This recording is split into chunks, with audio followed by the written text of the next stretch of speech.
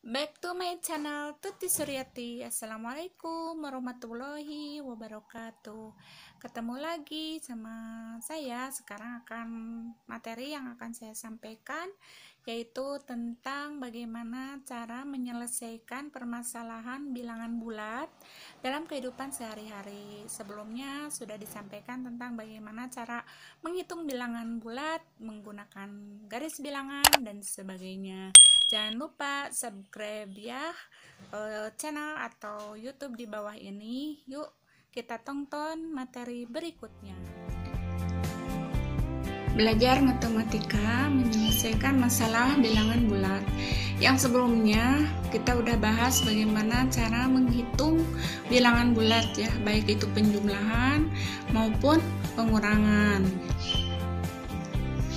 Tujuan pembelajaran ini yaitu agar siswa dapat menyelesaikan permasalahan dalam kehidupan sehari-hari.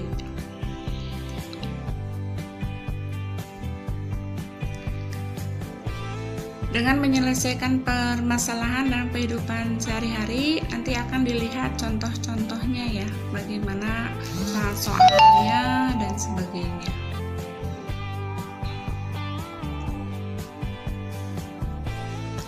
Operasi hitung bilangan bulat. Operasi penjumlahan merupakan operasi yang melibatkan tanda positif dalam garis bilangan.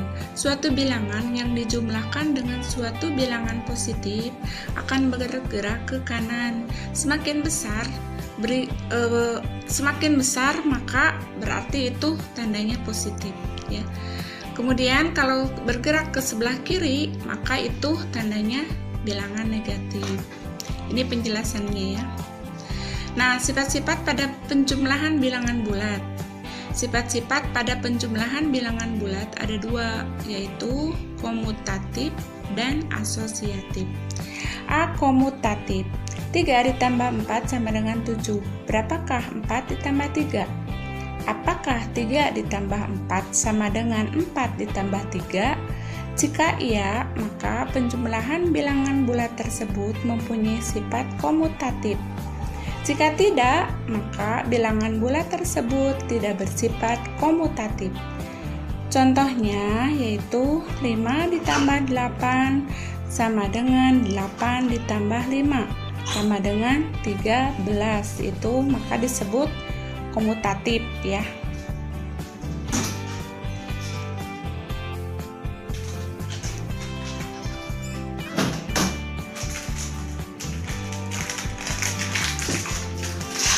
B. Asosiatif.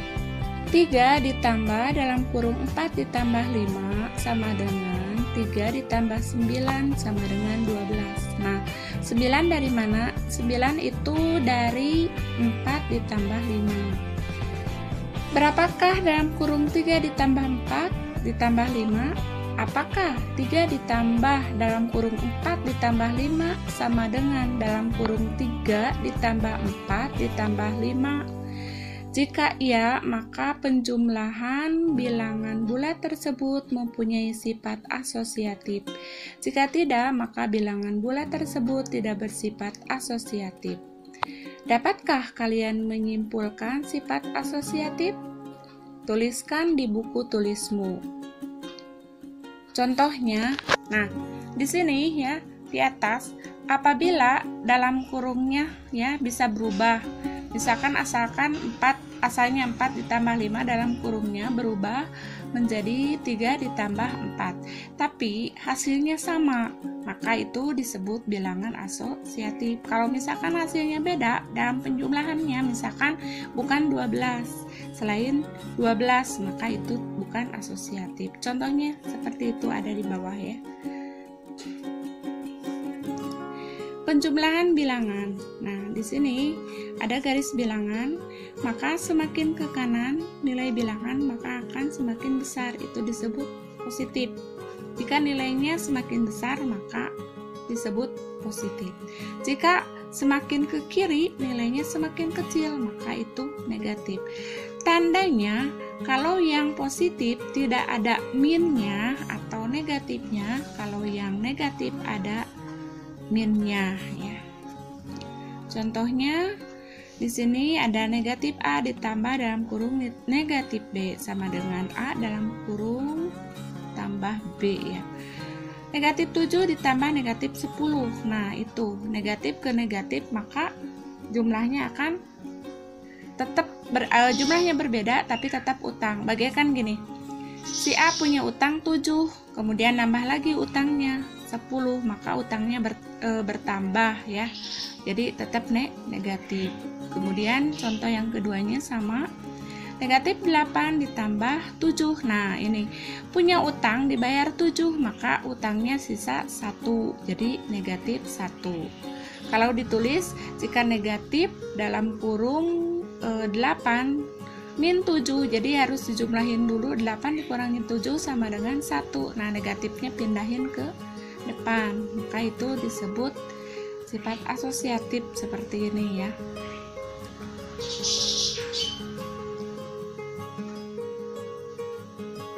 Nah, nanti kalian bisa bikin contohnya ya, yang lebih mudah lagi, yang sama ya, minimal misalkan di sini kalian bisa 8-nya diganti menjadi 9, kemudian ditambah 8, contohnya min 9 atau negatif 9 ditambah 8, maka jumlahnya akan tetap negatif 1.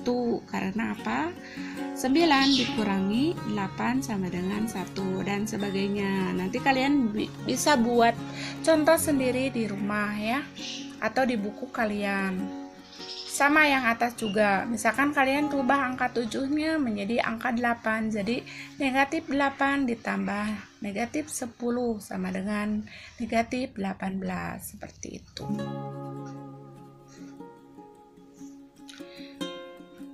Berikutnya menyelesaikan masalah penjumlahan sehari-hari. Contoh soal yang kesatunya, pada pagi hari, suhu udara di sekitar rumah Eko adalah 26 derajat Celcius. Pada siang hari, suhu udara di sekitar rumah Eko bertambah 4 derajat Celcius. Berapakah suhu udara di sekitar rumah Eko pada siang hari? Nah, kalian harus tulis dulu di situ. Diketahui dulu ya, diketahui suhu mula-mula pada pagi hari 26 derajat Celcius. Pertambahan suhu pada siang hari yaitu 4 derajat Celcius. Nah, ditanyakannya suhu udara di sekitar rumah Eko pada siang hari. Nah, jawabnya yaitu 26 derajat Celcius ditambah 4 derajat Celcius sama dengan 30 derajat Celcius. Ingat, intinya kalau misalkan ditanyakannya naik, berarti itu positif. Kalau nanti ada pertanyaannya suhu udaranya turun, nah itu berarti negatif ya. Jadi kalau misalkan naik berarti terus ditambah ya, karena itu positif kalau naik. Itu dalam soal cerita.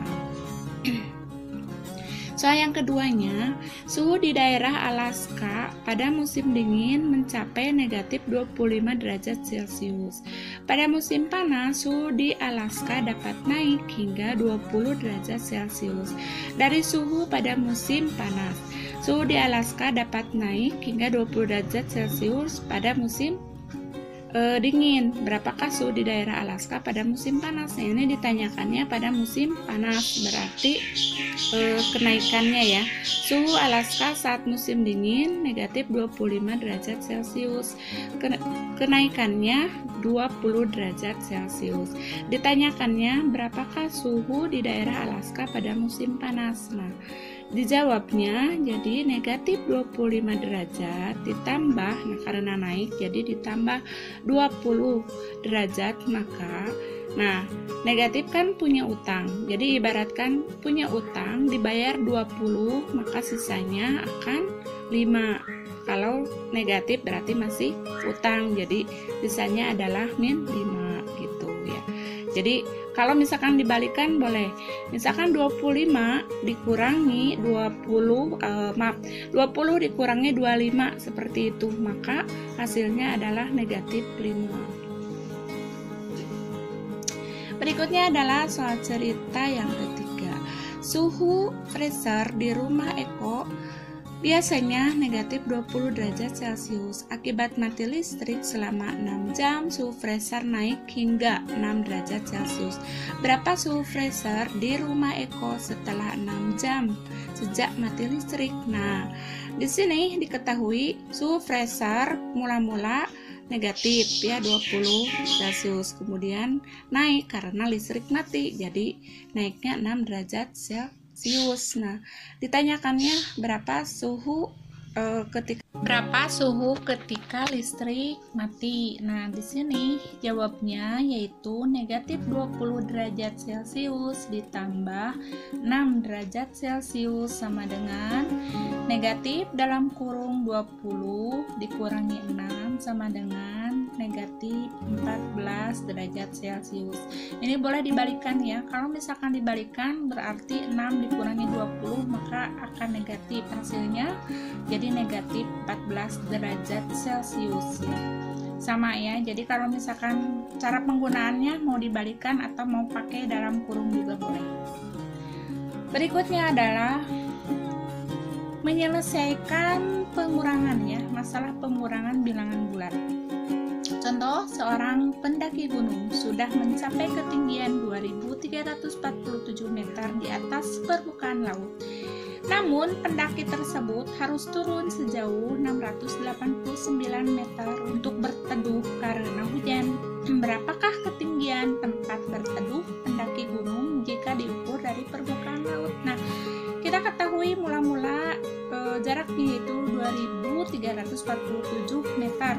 Nah, setelah turun karena hujan, jadi dikurangi 689 meter. Maka di sini yang ditanyakan jarak dari tempat berteduh di atas permukaan air. Maka di sini 2347 meter dikurangi 649 meter sama dengan 1658 meter. Jadi ketinggian tempat berteduh diukur dari permukaan laut adalah 1658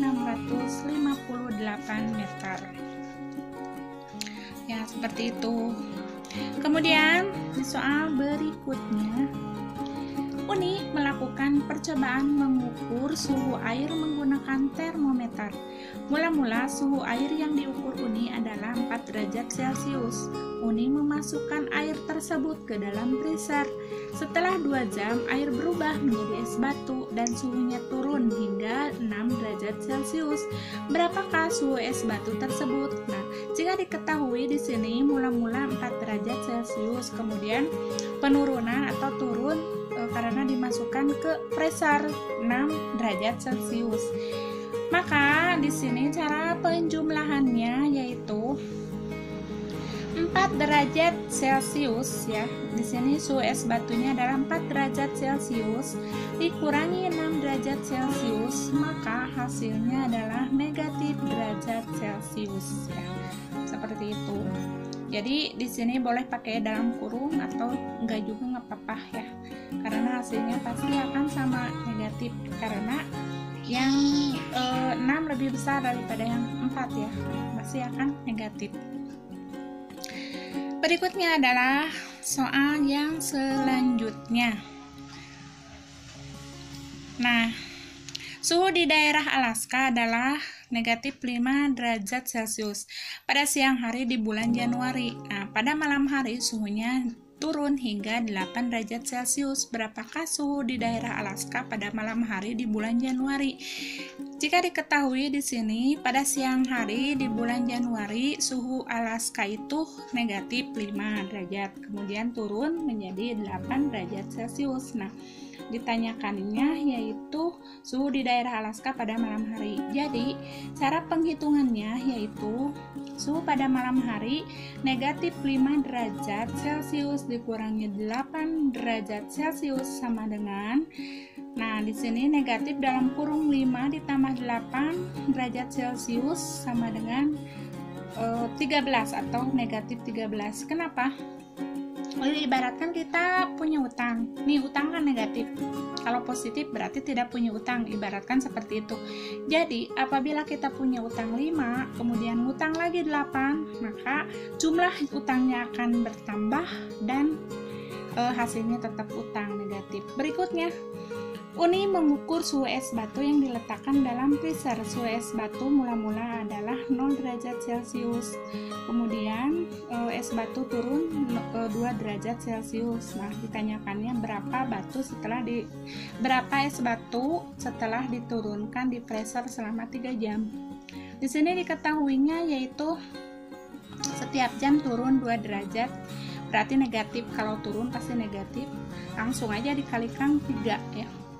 Jadi di situ kan selama 3 jam itu turun 2 ya. 2 dalam artian negatif, kalau turun itu negatif, maka negatif 2 derajat dikali 3 jam. Hasilnya maka menjadi 6. Jadi kalau misalkan ada negatif dalam perkalian 1, baik di angka yang pertama atau di angka misalkan di negatif 3, tetap aja kalau salah satu nanti akan negatif, kecuali kalau misalkan negatif 2 dikali negatif 3, maka itu jadi berubah positif ya. Kalau salah satu berarti negatif hasilnya. Berikutnya adalah soal selanjutnya, menyelesaikan masalah perkalian bilangan bulat ya. Yang tadi contohnya perkalian bilangan bulat ya. Soal yang selanjutnya, Eko sedang membantu ayah merapikan gudang. Eko bertugas merapikan tumpukan buku dalam gudang. Ada 5 tumpukan buku yang harus dirapikan. Setiap tumpukan berisi 10 buku. Berapakah jumlah semua buku yang harus dirapikan Eko? Di sini pertama diketahui banyak tumpukan buku, 5 tumpukan. Kemudian banyak banyak kardusnya ada 10, tinggal kalikan 5 kali 10 sama dengan 50 ya. Berikutnya adalah menyelesaikan masalah pembagian. Nah, pembagian juga sama. Jadi di sini diketahui kue keringnya ada 144 ya. Kemudian banyak stoplesnya ada 4 ya di situ. Maka tinggal bagikan aja. Karena di sini nggak ada turun, nggak ada naik. Kalau turun pasti ada negatifnya, kalau naik positif. Di sini semuanya positif ya. Jadi tinggal bagikan aja, 144 dibagi 4 sama dengan 36. Nah, jadi banyak kue kering yang harus dimasukkan ke dalam toples itu 36. Kenapa? Karena di situ dalam pertanyaannya juga bahwa jumlah kue kering yang sudah jadi adalah 144.